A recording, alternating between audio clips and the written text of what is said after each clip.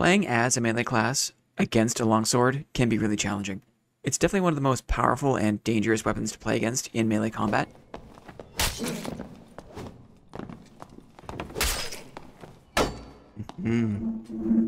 But despite that, despite how intimidating it is, the longsword does have its share of weaknesses. Drag him. Drag him. Got him. The drags. This video is going to walk through a couple of the techniques that I developed to fight against this weapon more reliably.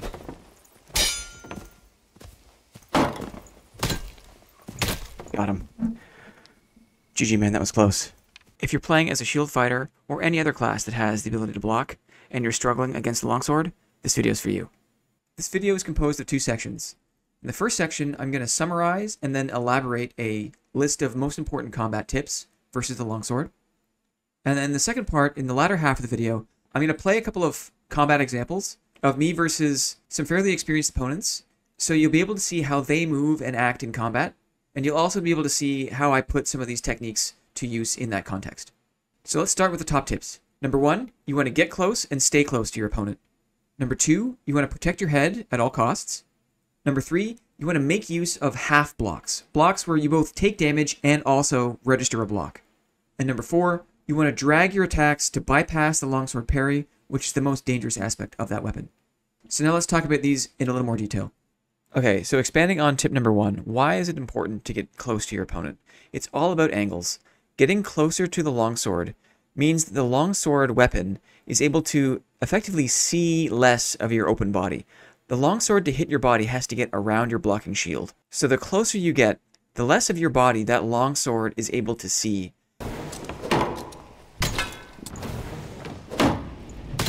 It's kind of like similar to how goalies will telescope out of the net in hockey to cut down the angle of the open net. The same philosophy applies here.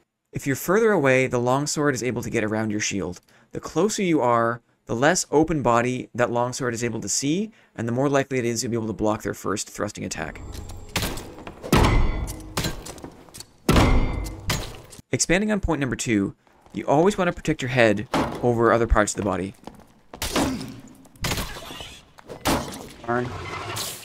Sometimes your opponent will try to get you to move your shield down by intentionally attacking you low, attacking your legs and your feet.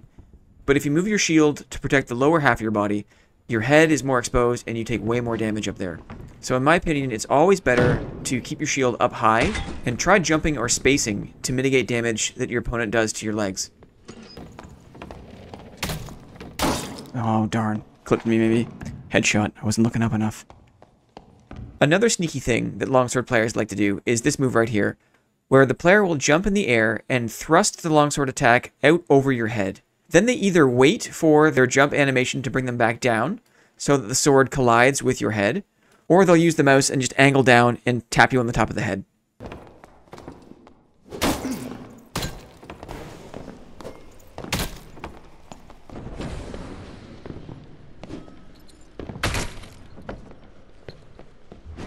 This can be a very strange thing to behold from your first-person camera, because it looks like you have the shield up. It looks like you should be in a blocking position, but the longsword is still able to reach over your shield and hit you. So seeing it from the side like this helps give you some perspective. Having the shield in the regular kind of neutral or even like a neutral high position a lot of the times isn't enough to prevent this attack from touching your head.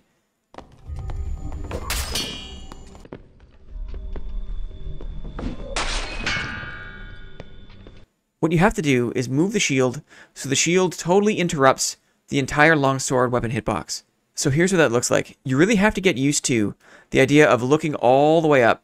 Really move the camera up dramatically to, number 1, move your head out of the danger zone. Number 2, get your shield in that top position so when the longsword comes down from above, it only hits your shield and doesn't touch any part of your body.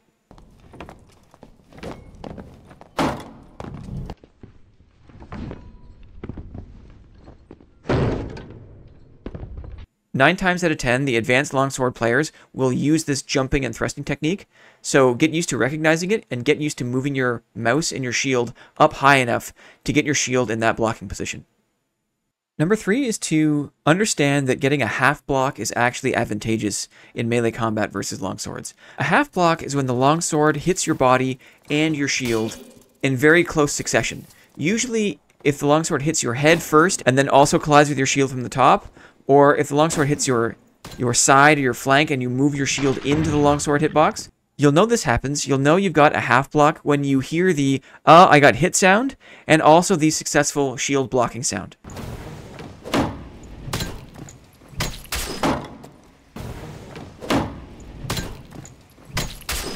So I always listen for the half block sound, because a half block still functions effectively as a block, in that it will reset the longsword's attack combo. And that's good. That is good for us because you don't want that longsword to move past the first thrust into the following deeper parts of the combo. That's where the real damage and the really scary headshot potential comes in.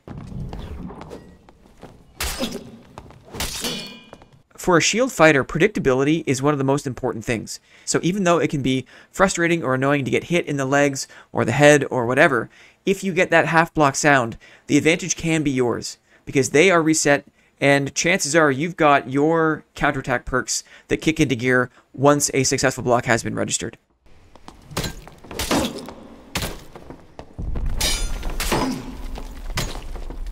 Blocked him. Blocked him. So listen for the half blocks and learn to push that small advantage it gives you when the time comes. The last tip, tip number 4, was to drag your attacks to get around the parry of the longsword. The longsword's parry and riposte is probably some of the highest melee damage output possible in Dark and Darker. It's very, very dangerous. Gotta keep swinging. Oh, he caught me. I thought I could look up enough. Attack dragging can be really useful to get around the parry of the longsword. It means you don't need to attack into the body of your opponent. You don't need to aim for their body initially, which is where their parry is, right? The longsword parry is waiting for you to attack the body. Attack dragging means you attack intentionally wide to the left or to the right of your opponent. And halfway through the swing, as your attack animation is playing out, you jerk the mouse very quickly. You move the mouse very quickly to swing your attack, to swing your weapon into the body of your opponent. Doing this allows you to largely bypass the hitbox of the longsword in the parry position.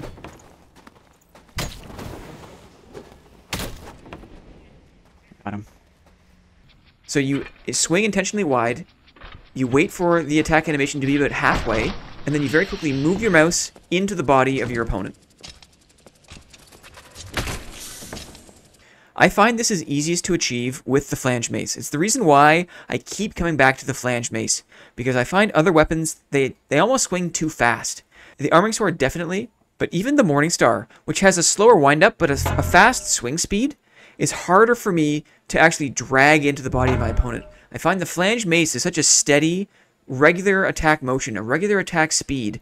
It's easy for me to wait for that middle part of the attack animation and then drag into the body of my opponent. So that's why you see me play with the flange mace quite often. And so here's some footage of me using the flange mace, and we'll slow this footage down so you have a good look. Here I'm attacking wide to the right, and then I'm dragging into the legs or the lower body of my opponent. Because of the angle of the longsword, I feel like there's a little more space starting from the right-hand side and dragging left into your opponent. There's a little more space to work there, but there is less damage output because you are hitting the legs or the lower body. Alternatively, you can attack wide to the left and then drag your mace into the head or the upper body area of your opponent. The damage output potential here is higher, but there is a risk of colliding with the hands or the blade of the longsword that is closer to the hilt. So be careful if you're starting to drag from the left. Drag him.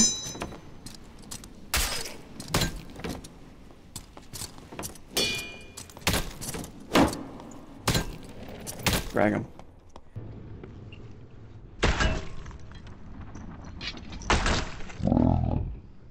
But certainly, if you're a shield fighter or you're a cleric, you're playing with the flange mace, this is a highly, highly effective strategy for bypassing the parry and riposte mechanic, which is very, very dangerous on the longsword. Oh, look who it is. Look who it is. How are you, Bergie? Okay, now for the back half of the video, we're going to take a look at some PvP combat examples. A closer look at some full fights from start to finish, with some caption text to call your attention to specific details, or to highlight the strategies we mentioned in the first part of the video. How's it going, Bergie? Hey, Bergies? Hi. What's going on? Give me a falchion. This first clip is versus a longsword player and high roller, and it shows the importance of getting close and staying close to your opponent.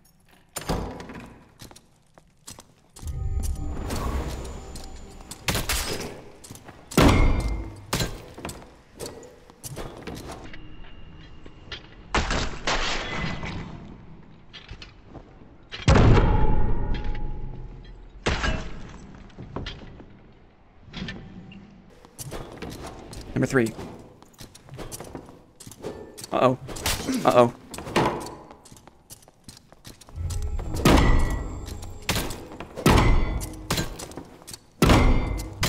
One more. Oh, I got him. That was close. GG, man. Nice fight. I'll fall back in here, close the door, and heal up. Strength. Better rings. I mean, everything here is better. Ay, ay, ay, ay, ay. The second clip was a really great fight I had against a Warlock in Ruins. It hopefully shows that you can block the riposte fairly reliably and counterattack for victory.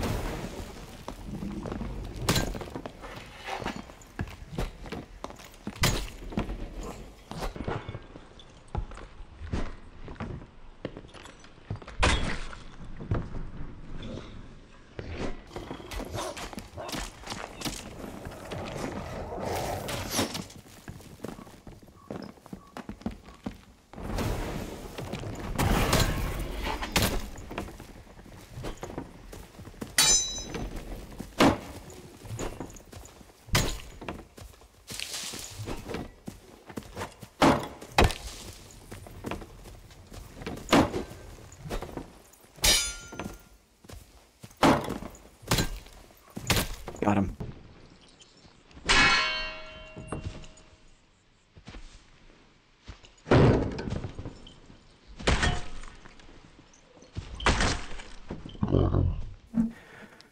GG, man, that was close. Okay, this last fight was an absolute banger. Missed. This is one of the most advanced longsword players I've come across in a long while, and this fight showcases all sorts of different techniques that longsword players will use against you. Round 1, fight! Number 2.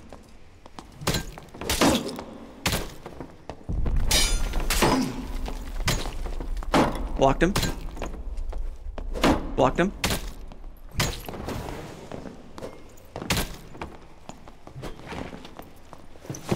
Missed.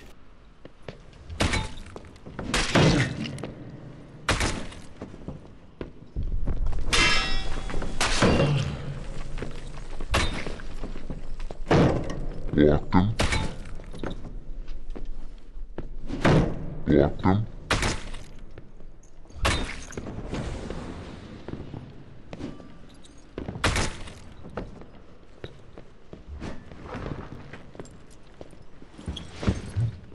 Missed. Missed. Burning him. He's hurt.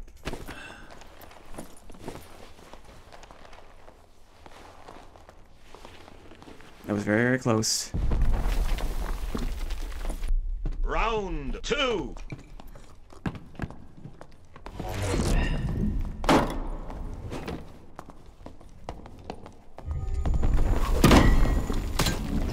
Drag him. Drag him.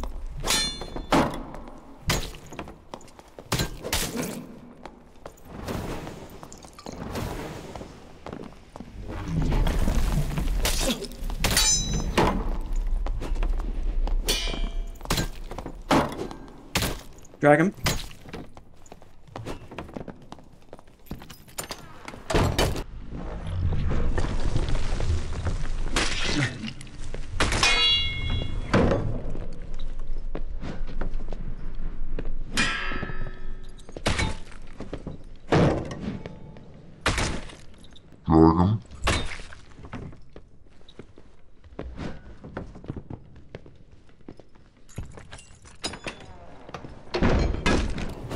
Mage is on me. This is not good.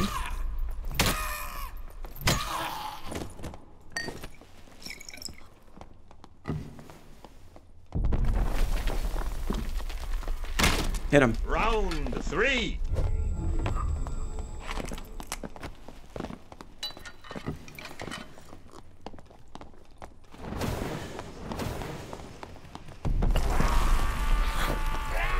It's bad.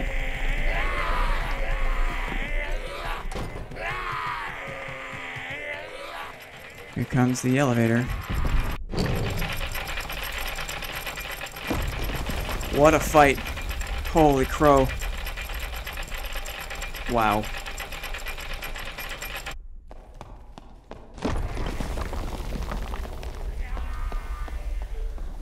All purples. 154 HP. PDR is 55%. Is he gonna make it out? He should make it out. He's just gonna run for it. Yeah, you got it. GG, buddy. GG.